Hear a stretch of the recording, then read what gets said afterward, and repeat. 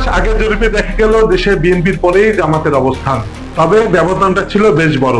কিন্তু সম্প্রতি Bangladesh youth leadership সেন্টারের করা একটি জরিপ ও তার উপর ভিত্তি করে ব্রিটিশ সাংবাদিক ডেভিড ব্র্যাকম্যানের বিশ্লেষণে উঠে এলো আরো চমকপ্রদ খবর।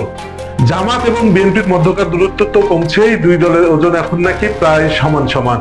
বছর খানেক আগেও জামাতের এহেন উত্থান কল্পনা করা যেত না, কিন্তু এখন বর্তমানে দেশের অন্যতম শক্তির পক্ষে পরিণত হয়েছে জামাত। সরকারে বা মাঠের রাজনীতিতে বিএনপির চেয়ে জামাতের প্রভাব এখন প্রবল, এটা বরাবরই উঠে আসছে নানা আলোচনায়। হাসিনা সরকারের পতনের পর বাংলাদেশের রাজনৈতিক মাঠ এখন এক অদ্ভুত সমীকরণের সামনে দাঁড়িয়ে।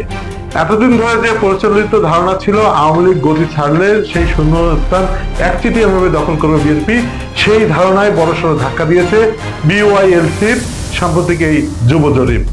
প্রতিষ্ঠানটির তথ্যপত্রের উপর ভিত্তি করে ডেভিড ব্র্যাকম্যানের বিশ্লেষণ আমাদের রাজনৈতিক ভবিষ্যতের এক নতুন এবং অনেকের জন্য অস্বস্তিকর বাস্তবতাকে সামনে নিয়ে এসেছে।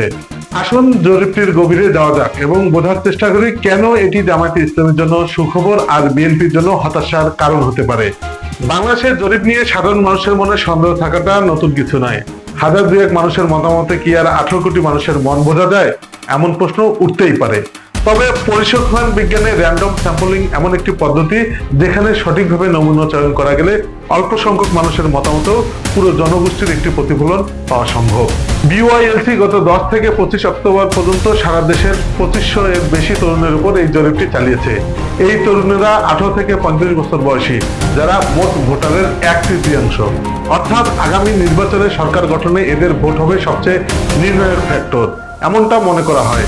ইংরেজি মাধ্যম, বাংলা মাধ্যম এবং মাদ্রাসা 3 ধারার শিক্ষার্থীদের এতে অন্তর্ভুক্ত করা হয়েছে।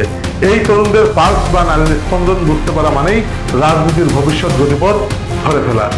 ডেভিড ব্র্যাকম্যান তার বিশ্লেষণে ঠিক এই জায়গাটিতেই জোর দিয়েছেন। তিনি মনে করিয়ে দিয়েছেন সরকার পতনের পর থেকে হওয়া একাধিক জরিপে প্রায় একই ধরনের ফলাফল দেখা যাচ্ছে, তাই এই সংখ্যাগুলোকে উড়িয়ে দেওয়ার সুযোগ নেই। জরিপের সবচেয়ে বিস্ফোরক তথ্যটি হলো বিএনপি ও জামাতের বর্তমান অবস্থান।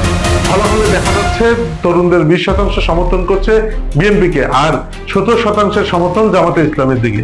আপাতত দৃষ্টিতে বিএনপি 3 পয়েন্টে এগিয়ে আছে বলে মনে করা হলেও পরিসংখ্যানের ভাষায় একে বলা হয় মার্জিন অফ এরর। সোজা কথায় জরিপে যে 3% ব্যবধান দেখা যাচ্ছে, বাস্তবে হয়তো সেই ব্যবধানটুকুও নেই।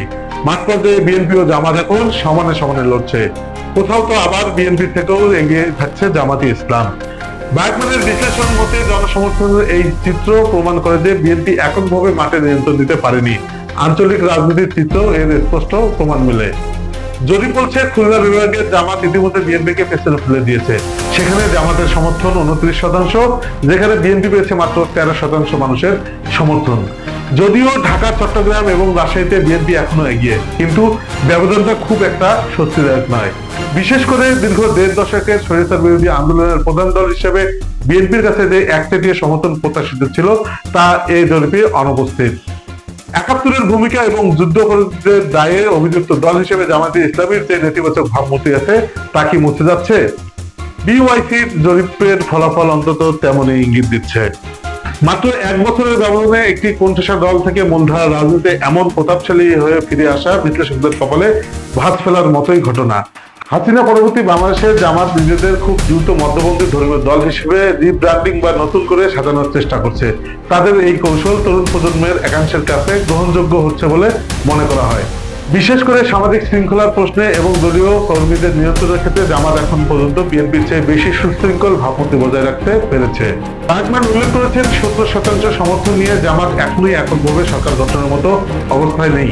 এটি সত্য, কিন্তু তারা এখন আর কোনো কিংমেকার নয়, বরং নিজেরাই কিং হওয়ার দৌড়ে সামিল হয়েছে। সর্বাধিক ভোট প্রাপ্তির ভিত্তিতে বিজয়ী হওয়ার সিস্টেমে এই 17% ভোট যে কোনো আসনে জয় পরাজয় নির্ধারণে বড় ভূমিকা রাখবে। সবচেয়ে আশ্চর্যের বিষয় হলো আওয়ামী লীগের অবস্থান। 2 আগস্টের গণহত্যা, দলীয় প্রধানের পলায়ন এবং নজিরবিহীন জনরোষের পরেও 10% তরুণ এখনো বলছে তারা আওয়ামী লীগকেই ভোট দেবে। ব্র্যাকম্যানের মতে এটি প্রমাণ করে যে আওয়ামী লীগের একটি কঠোর এবং মৌলিক সমর্থক গোষ্ঠী এখনো অটুট আছে। দলটির সাংগঠনিক কাঠামো ভেঙে পড়লেও, সামাজিকভাবে কোণঠাসা হলেও তাদের ভোট ব্যাংক পুরোপুরি বিচ্ছিন্ন হয়ে যায়নি। তবে মনে করা জরুরি, এই জরিপটি আন্তর্জাতিক অপরাধ ট্রাইব্যুনালে শেখ হাসিনাকে দোষী সাব্যস্ত করার বিচারিক প্রক্রিয়ার আগেই করা হয়েছে। ফলে বর্তমান পরিস্থিতিতে এই সংখ্যা কিছুটা কমতে পারে, আবার নীরব সমর্থক যোগ হলে বাড়তেও পারে। জরিপের সবচেয়ে বড় ব্ল্যাক বক্স বা রহস্যময় অংশটি হলো সিদ্ধান্তহীন ও নীরব ভোটাররা। প্রায় 30% তরুণ এখনো জানেন না তারা কাকে ভোট দেবেন, আর 18% তরুণ তাদের মতামত জানাতে অস্বীকৃতি জানিয়েছে। এই 48% মানুষই আসলে ঠিক করবেন আগামী দিনের বাংলাদেশ কে চালাবে। নির্বাচন যত ঘনিয়ে আসছে, এই দেদুল্যমান ভোটারগুলো যেদিকে ঝুঁকছে, ক্ষমতার পাল্লা সেদিকেই ভারী হবে। তবে আপাতত এই জরিপ যদি কোনো দলের জন্য সত্যিকারের সুখবর বয়ে আনে, তা নিঃসন্দেহে জামাতে ইসলামের পক্ষে যাবে।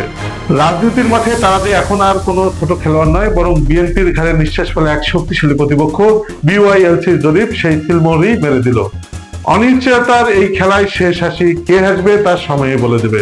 তবে খেলার নিয়ম যে বদলে গেছে তা আপাতত পরিষ্কার।